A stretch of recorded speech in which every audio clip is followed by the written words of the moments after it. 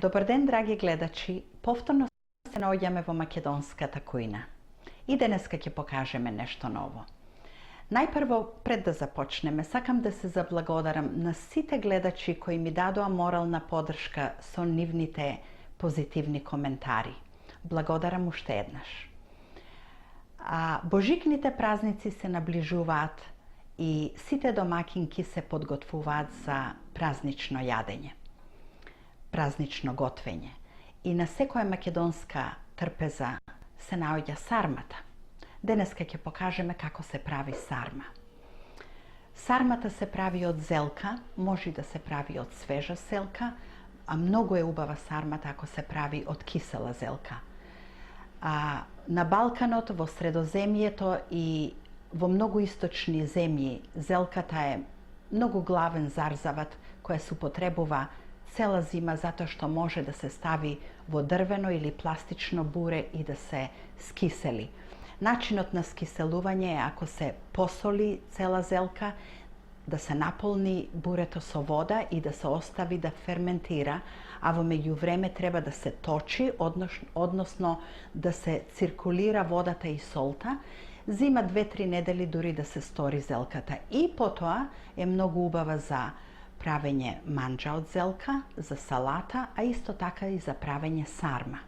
И како што реков, денеска ќе покажеме како се прави сарма со кисела зелка. За да го направиме ова јадење ни требаат листови од зелка кои ги имам јас припремено тука, и за едно тенџере сарма со зелка ни треба околу 32 до 35 листови, односно да направиме два реда. Се замешува со кромит, мелено свинско месо и мелено телешко месо, се додаваат миродиите, а исто така се додаваат и сувите ребра. Се разбира и малку ориз. И сега ќе покажеме како ќе започнеме со правењето на сармата. Овдека сега ќе ставам, ќе го запалам шпоретот и ќе ставам во овој сад 4 лажици масло, за да можам да запржам 2 големи главици кромит. Треба да ни се стопли маслото убаво. И тука имам и сецкано 2 главици големи кромит. Треба да чврчка. Ете, почна.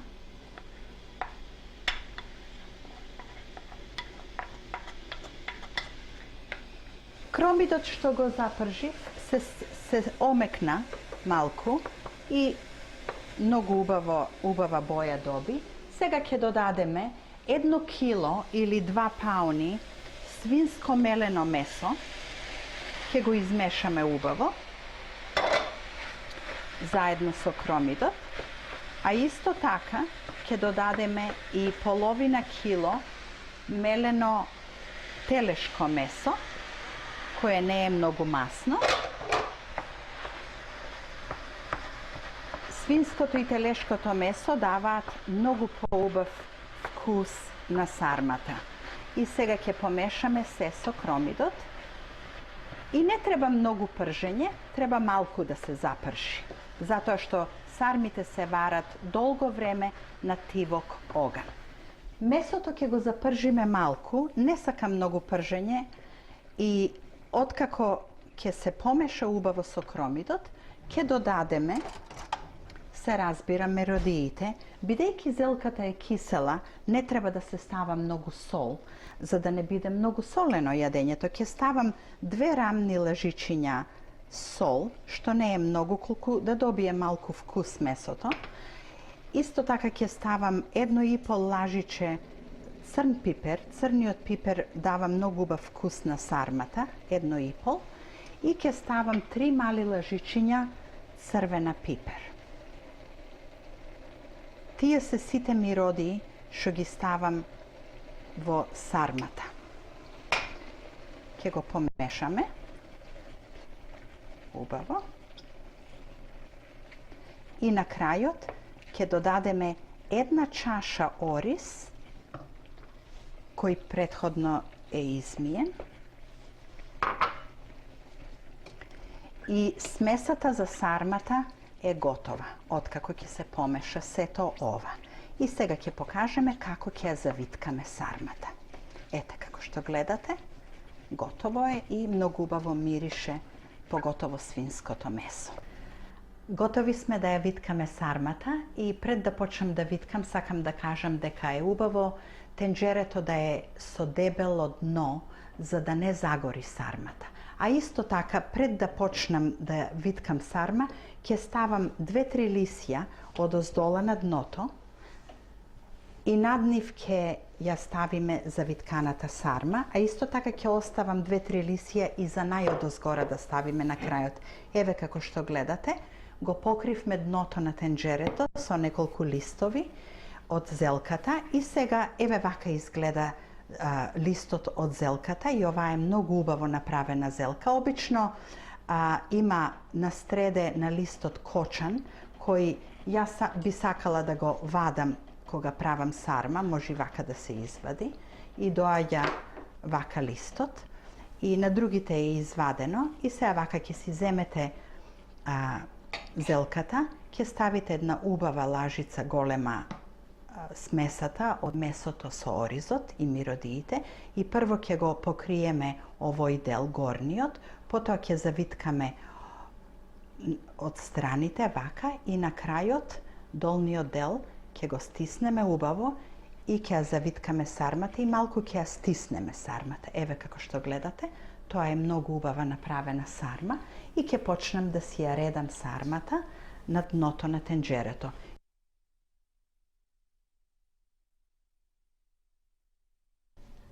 Еве, ова е последната сарма за првиот ред и сега ќе ви покажам, ќе окренам малку тенџерето. Го наполнавме првиот ред и вака изгледа сармата на дното на тенџерето, стиснати убаво една до друга за да не се растурат. И сега над сармите ќе ставиме еден ред суви ребра. Овие се многу вкусни суви ребра кои се купуваат во етнички продавници и ќе ставиме вака еден ред за да пуштат убав вкус на сармата и над нив ќе почнеме да го правиме вториот ред. Еве како изгледа ребрата над сармата. Сега дека го подкренав тенџерето, малце паѓаат. И сега ќе продолжиме со правење на сармата. Пак ќе си ставиме една лажица, ќе го завиткаме одозгора, од страна и одоздола и малку ќе ја стиснеме и ќе го редиме вториот ред. И еве сега последната сарма ќе ја ставам во тенџерето и ќе покажам како ќе почнеме со варењето на сармата. Да ги избришам рацете. Како што гледате, вториот ред на сармата е готов и има место за да си вари и најодозгора ќе ги ставиме ребрата што ни остана и ќе покриеме се со листови од кисела зелка.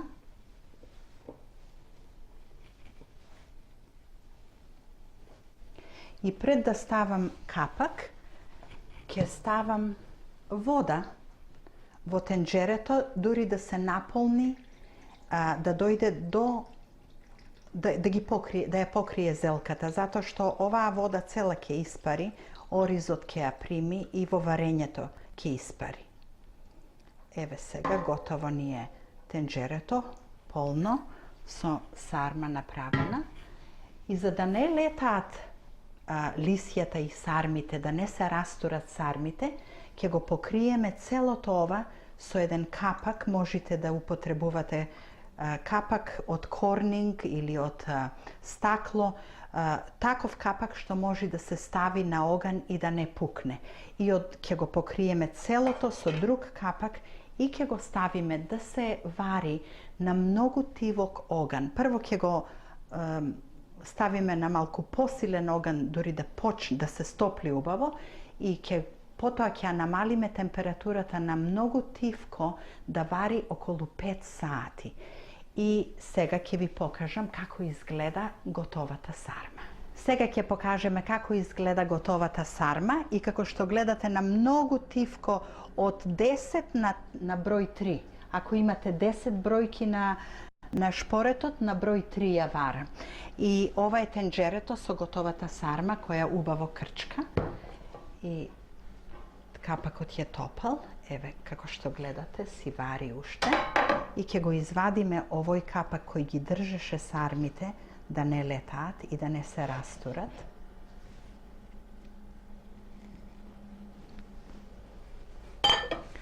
И сега ќе извадиме лисјата што ги ставивме одозгора. И тие се убаво сготвени. И исто така ребрата се многу убаво сварени и се истураат од коските. Ќе ги извадиме во чинијата. И еве како изгледа готовата сарма. Но сакам да покажам, пред да извадиме една сарма, дека ако сакате да му дадите убаво лице на сармата, може да ставите запршка одозгора. И не мора да ставате запршка, ама поубаво изгледа и повкусно е. За да направиме запршка, тенџерето ќе си го вратам назад со сармите. Запршката се прави со 2 лажици масло, 1 лажица брашно и 1 мало лажиче црвена пипер. И еве овдека во малото тиганче ставив 2 лажици масло да се стопли. Ќе ставиме 1 лажица брашно. Ќе го помешаме убаво брашното и малку да се зацрви. Еве како што гледате. Ќе го подпржиме малку брашното. Брашното почна да се пржи. Еве како си прави меури. И пред да ја ставам црвената пипер, ќе го тргнам тавчето од огнот, затоа што пиперта многу лесно гори. И ќе помешаме пиперта со маслото и брашното.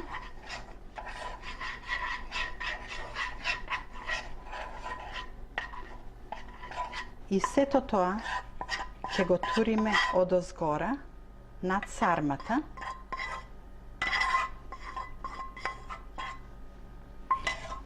И се разбира, ќе ставиме малку водичка сега, за да го собереме целото брашно и масло и ќе го полееме убаво над сармата. И вака ќе оставиме сега сармата да се вари уште 5 минути и тогаш ќе биде готова. Вака малце ќе ја мрднеме да му влезе секаде запршката, да повари уште 5 минути и ќе биде готова. Еве извадивме една сарма и вака изгледа сармата. Како што гледате, убаво е сварена и може да се, кога ќе се јади, може да се сечи со вилјушка, затоа што е многу убаво сварена. И вонатре се гледа месото и оризот и многу вкусна е. Пријатен ручек и довидување до следниот пат.